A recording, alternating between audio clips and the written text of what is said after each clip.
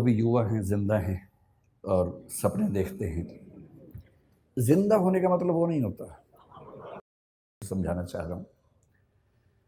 आप लोग अभी युवा हैं, ज़िंदा हैं और सपने देखते हैं। ज़िंदा होने का मतलब वो नहीं होता, है ना? ज़िंदा होने का मतलब होता है जो ज़िंदा हो तो फिर ज़िंदा नज़र आना ज़रूरी है, ये मतलब होता है ना? ज़िंदा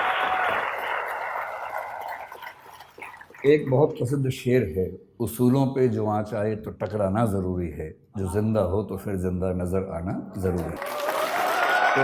तो मैं इसलिए कह रहा हूँ कि आप लोग ऊर्जा से लबरेज़ युवा हैं और अभी आपके सपने देखने की उम्र है। ज़िंदा तो बहुत लोग हैं, लेकिन कुछ लोग ज़िंदगी ढो रहे हैं, घिसट रहे हैं और आप भरे हुए हैं ऊर्जा से। इस देश को नौकरी मांगने वालों से ज़्यादा नौकरी देने वालों की ज़रूरत है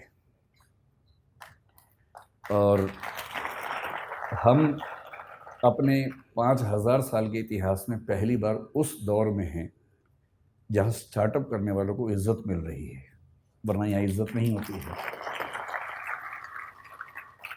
अभी जो सरकारें हैं हमारे पास, सेंटर में भी, कुछ स्टेट्स में भी, और किसी मामले में आप उनसे सहमत हों, असहमत हों, समर्थन करें, विरोध करें, इस मामले में तो आपको मानना पड़ेगा कि उन्होंने पहली बार स्टार्टअप करने को इज्जत वाला काम बना दिया है। और यदि ऐसा बना ही दिया है और फिर श्रीराम कॉलेज ऑफ कॉमर्स के ग्रेजुएट्स, जिन लोगों ने बिजनेस को इतना ध्यान से समझा है, उसकी बारीकियां समझी हैं, वो उसके बिना अगर वो भी नौकरी ढूंढते रहेंगे तो फिर देश कैसे आगे बढ़ेगा? तो कुछ साल नौकरी करना ठीक है, लेकिन यदि मुझसे पूछेंगे तो मैं ये कहूँगा कि अगर आप वैसे व्यक्ति हैं कि चुपचाप ज़िंदगी गुजार लेनी है तो ठीक है, कीजिए नौकरी। नौकरी करनी है, साथ में कुछ किताबें लिखनी है तो कीजिए नौकरी। पर यदि कुछ बड़ा सोचा है, अगर आप चाहते हैं कि आप इस देश और समाज को कुछ बड़ा योगदान दे सकें, तो सबसे अच्छा विकल्प है उद्यम। और उद्यम का मतलब केवल आर्थिक उद्यम नहीं होता है। उद्यम का मतलब है कि आप जोखिम लेने वाले व्यक्ति हैं, आप बहुत शांत व्यक्ति नहीं हैं। और जोखिम लेना कुदरत ने सिखाया, हमें प्रकृति ने सिखाया है। प्रकृति के विधान में सुरक्षा नहीं होती है, प्रकृति के विधान में जोखिम ही जोखिम है।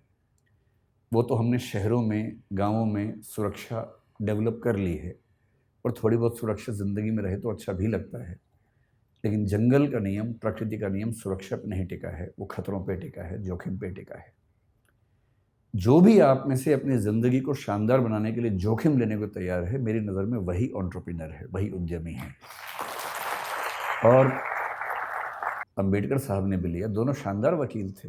डॉक्टर अंबेडकर, मैं परसों कोलंबिया विश्वविद्यालय में गया जहाँ से उन्होंने पीएचडी की, एक पीएचडी की, लंदन स्कूल से दूसरी 3 पीएचडी की उन्होंने। इन लोगों ने अपने अपने सफल करियर को दांव पर लगा के जोखिम लिया कि देश को एक अच्छा राजनीतिक और सामाजिक मंच मिल सके। ये सोशल एंटरप्राइज है, पॉलिटिकल एंटरप्राइज है।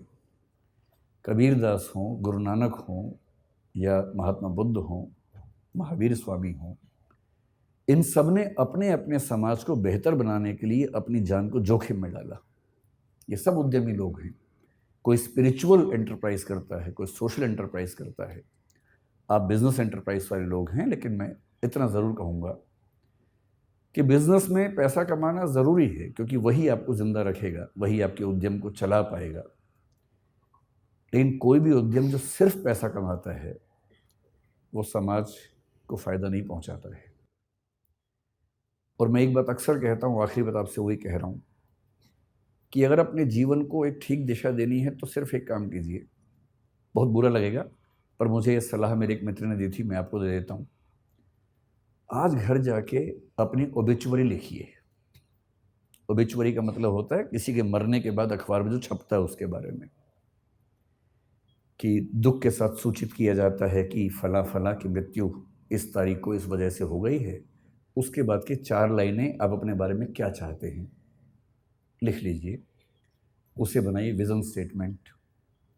वो लाइनें कई तरह की हो सकती हैं। एक ये हो सकती है कि इस व्यक्ति ने जीवन में खूब पैसा कमाया, इसने गुटखा बनाने वाली कंपनी बनाई, इसने अरबों रुपए कमाए और इसकी वजह से कई लाख लोग कैंसर से मरे, और पैसा खूब कमाया। दूसरा ये हो सकता है कि ये व्यक्ति चाहता तो अरबों रुपए कमा सकता था, पर इसने लाखों ही कमाए और अपनी ऊर्जा उन चीज़ों में लगाई जो समाज को और बेहतर बना सकती है।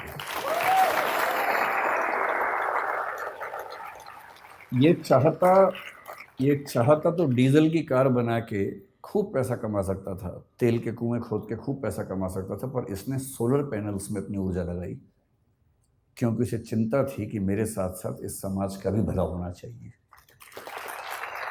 तो जो मैं कंक्लूडिंग रिमार्क के तौर पे कहना चाह रहा हूँ, आप लोग इस देश के भविष्य हैं, स्टार्टअप की दुनिया के भविष्य हैं। कुछ बड़ा कीजिए और ऐसा मत कीजिए जो केवल और केवल बिजनेस तक सीमित हो। जब बिजनेस और एथिक्स मिलते हैं तो जो सिनर्जी बनती है वो सिनर्जी किसी भी देश और समाज के लिए बेहतर है। बहुत बहुत धन्यवाद, आप लोगों ने बुलाया। धन्यवाद।